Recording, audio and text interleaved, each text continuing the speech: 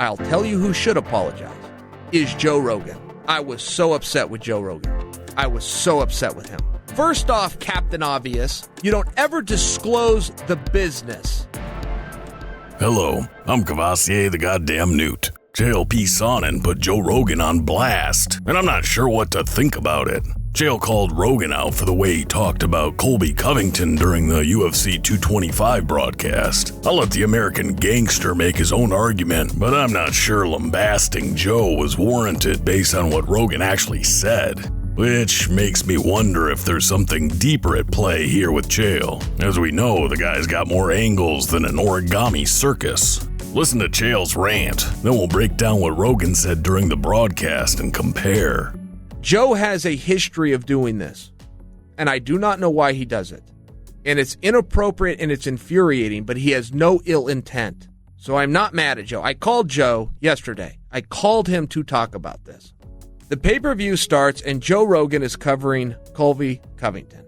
For reasons that are unknown to me and that I will never understand, he decides to say that Colby Covington has come out and said crazy things to garner attention and get your pay-per-view money. To explain to you how wrong that was of Joe to do, I would need this entire show. First off, Captain Obvious, you don't ever disclose the business. You don't ever turn on the business when you're in it.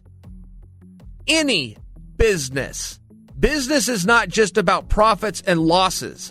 It is about maintaining information and company secrets.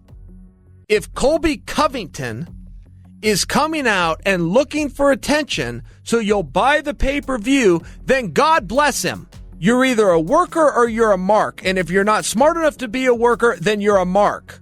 But a lot of people want to be one, myself included. I really enjoy that. Don't ruin the show for me. And don't think because you have some better understanding of a sport that has made you filthy rich when you've never once had to throw a punch, that you can come out and reveal a guy's trade secrets. You're not helping him in the least. And now you're allowing the audience in on something. You're removing a fourth curtain that never should be removed. And while us hardcores and us in the industry get it, it's not your place to do it at all. Zero. None. And you take away from what he's doing. And your premise is false. Your premise is also false. You're coming out and you're saying Colby did this to sell more pay-per-views. Well, guess what? Colby's not in on the pay-per-view. Okay? Colby didn't make an extra goddamn dollar from all the work that he did. He was given an opportunity. He did get an opportunity that he may not have gotten if he couldn't have brought in that kind of attention. That's true. But good for him. That's the business. The business is not what the business was in 1998. It is now the entertainment era. It is television. It is a show. It is a pre-show, a post-show, a weigh-in show, promotional shows, digital programming. It is a mega industry. If you have knowledge of the industry, you don't out another guy. It is the exact same thing. And this is what I was going to share with Joe. I was just going to call him on the phone and say, look, you don't understand what you're doing here. Colby Covington didn't make an extra dollar from this. He made that for the company, which was it's what a good company guy does. He did not get any of that pay-per-view that you're saying he went out and said things to evoke emotions. Why you would reveal that is completely beyond me. It's the exact same thing. If I go catch Joe's show on Saturday night in LA, and 3 nights later, he's performing in Chicago, and I show up, and just before his punchline of the exact same act, I blurt it out. I blurt out the punchline. I have information within Joe's business of what he's doing. I then reveal it to the audience. I go, well, Joe, why are you mad? I don't understand why you're mad. I'm a loyal fan. I'm just showing you. I followed your career. Matter of fact, I took your show in three nights ago in L.A. I wrote these down, and I came out, and I wanted people to know what you were saying before you said it. Don't you see how that would ruin everything?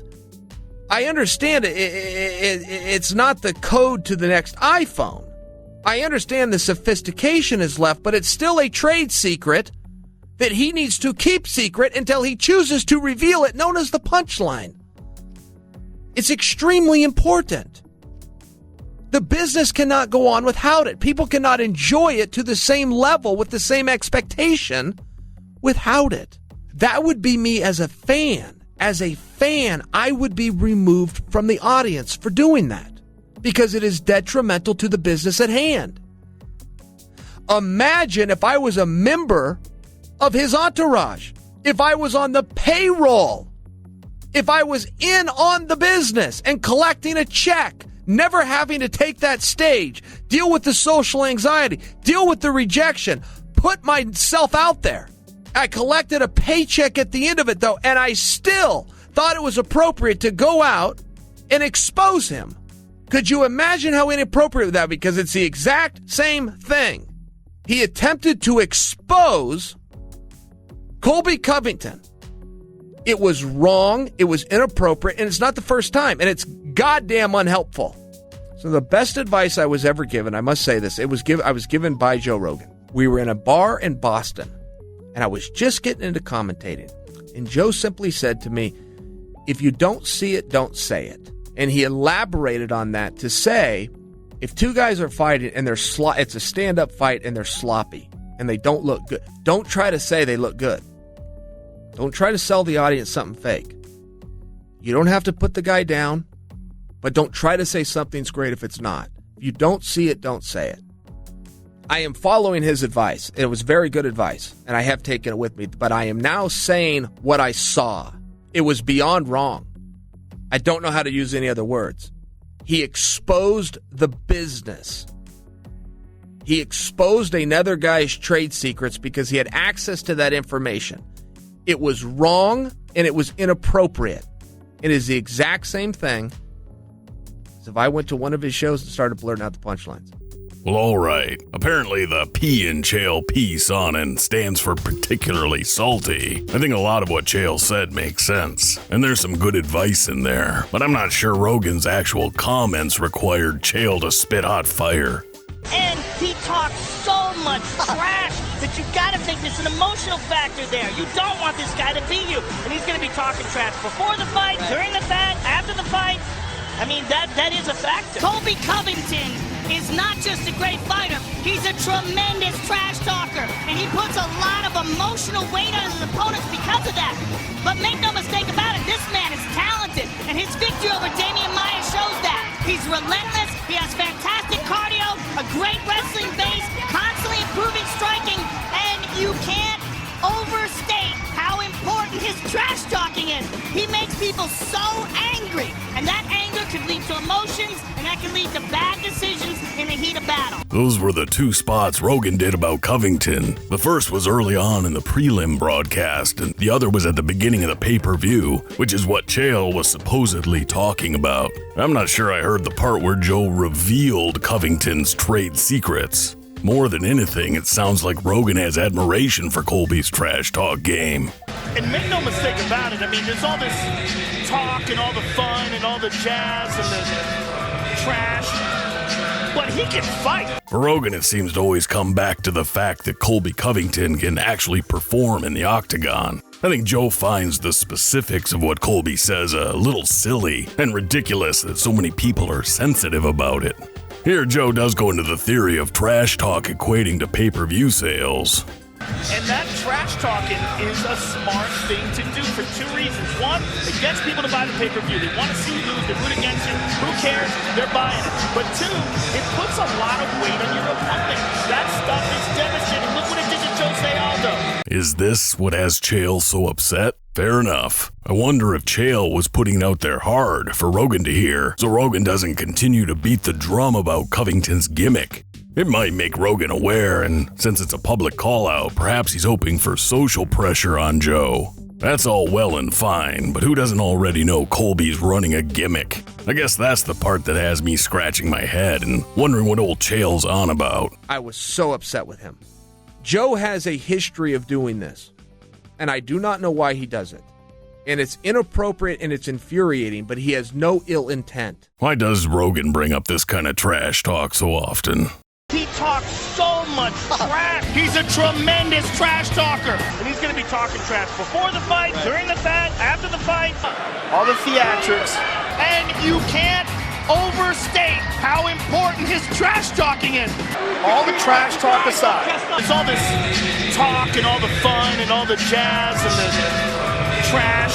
And that trash talking is a smart thing to do for two reasons. He makes people so angry. To answer Chael's question, the first part comes with the advice Joe gave Chael about the commentary. If you don't see it, don't say it. That's smart. So it's probably logical to Joe that the reverse is equally true. If you see it, you say it. Joe sees the gimmick Colby's playing, so he points it out. The other part is Joe's pretty close to paranoid about becoming a mark or a fool. He doesn't want to be naive. Wrestling fans are marks. And Joe believes you've got to be kinda dense to mark out for the WWE. Truth and authenticity are central to Joe's personal mythos, and he's come a long way over the years, becoming much more rational and intentional, trying to use logic to figure things out.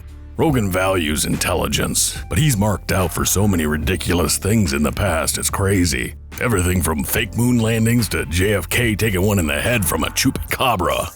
My guess is Joe needs to point out the gimmick or he's worried he'll fall for it. Simple as that. And if my two best friends had double-digit IQs, I'd keep a close watch on what I might be marking out for too. What are your thoughts? Do you think Chael had a point? Let me know if I'm missing something. If you have an idea or see something the old Coov should take a look at, let me know in the comment section below or over on the Twitters. Remember, this isn't supposed to be easy.